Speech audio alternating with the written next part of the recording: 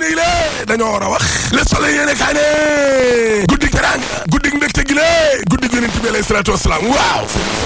dama ne la Serigne Babacar Sy Mansour jàngal na nit ñi nag mbirum adduna ay leçon de vie garaaw ca Tiwaawan ga ci boppam la ñu woo ngir ñu daal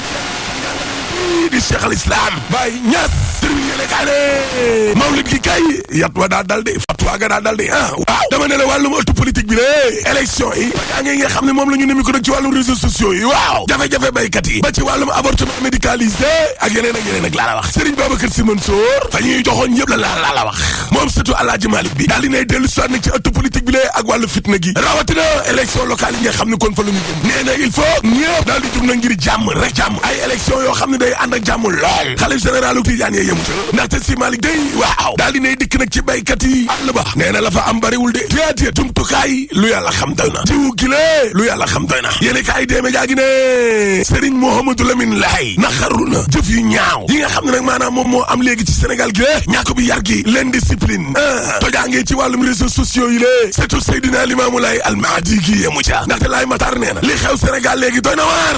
ay tam bañante gi nga xam ne moom la ñu nimi ko di guerre interne bi lée atroce doy na waar lool Sud Quotidien ak L'As Serigne Babacar wax naa ko waa Sénégal de maa la ko wax lii kay fat wala yat ba kay daa dal protocole Maputo ke ak avortement médicalisé si Malick nee na du ca dal élection locale 2022 wàllum transhumant politique yi lée fu tooy ñu takk Walfadjri ne mais xoolal ma niveau intellectuel bi lée ci wàllu njàng meeg njàngale mi waaw waati waawoon naqarlu nañu guerre corruption gi nga xam ne kon moo ca am le témoin yéene kaa ne xalif général Tidiane day waaw daal dina yëkkati ab discours yoo xam ni xool lu neex kii wala lu neex xa ca des déedéet yàlla rek Alaaji Malick Gaye maama rawatina nag ci wàllum élection locale yi si Malick daal jàmm la ca bëgg rek Serigne Babacar Sy Mansour ci l'Observateur ne avortement médicalisé ngeen wax yàlla nañu ci yàlla musal amin si critique yéene kaa ne ci awoon day discours politique bi ren dañ koo tegee ne le quotidien yéene kaa ne dëgg la mais gàmmu Moustapha nii Serigne Moustapha Sy waaw daa ignoré waa Yewwi Askan Wi laa la wax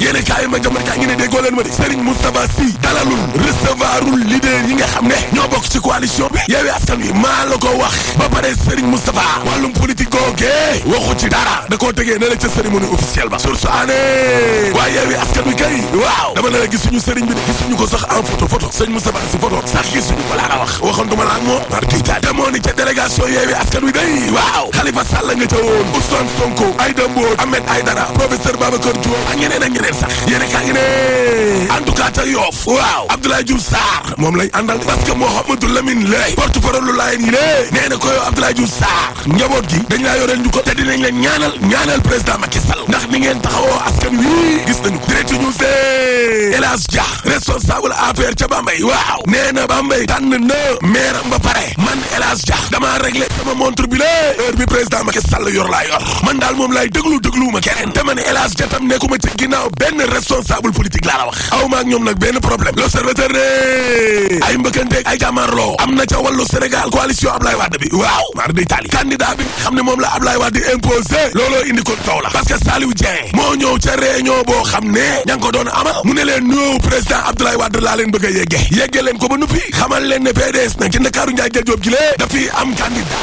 rek Moussa Diakhaté boo ko gis-gis ne bëre daal di ko jóg ne ko yow Saliou Dieng yow respecté woon nit ñi bu leen neexee nga am candidat waaye nekkul ne fii nga koy annoncé laa la wax termine yéene kaa ne mairie bu Tambacounda day Mame Balla Lo waaw ma ngay wut deuxième mandat askan wa ak cadre ya ca boppam daal ñoo ne ko deuxième mandat rek ndax ay réalisation ca Tambacounda googe ma nga fa tege laaste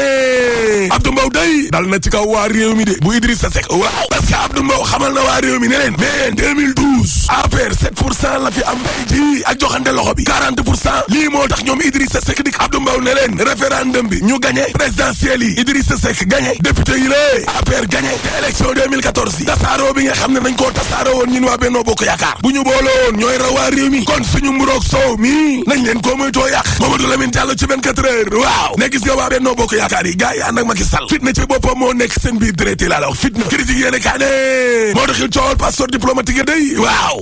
mbir mi nag fi mu nekk nii nag mi ngi doog a commencé nag nag les choses sérieuses commencent nag Le Soleil yéene kaa ne commission ad hoc ba waaw dootul yàggati dara danañ xam nag ñan ñoo fa war a ne L'Observateur ne Cheikh Amar day ma ngay topp nag Samuel Sarr ci 2 milliards ay bor la Dakar Times te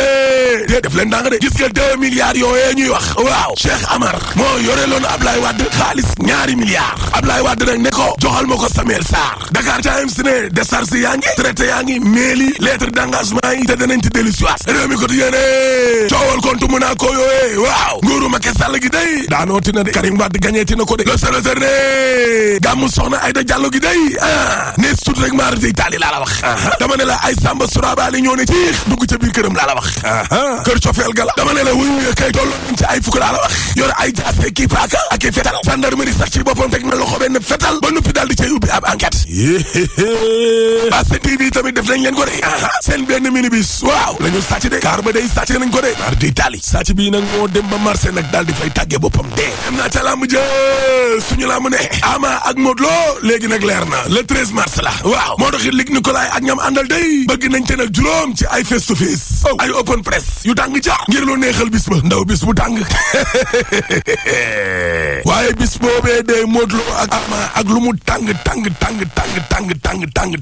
du gën a tàng coowal pétrole bi de déedéet parce que suul gaz du ko tere xeeñ te 3e mandat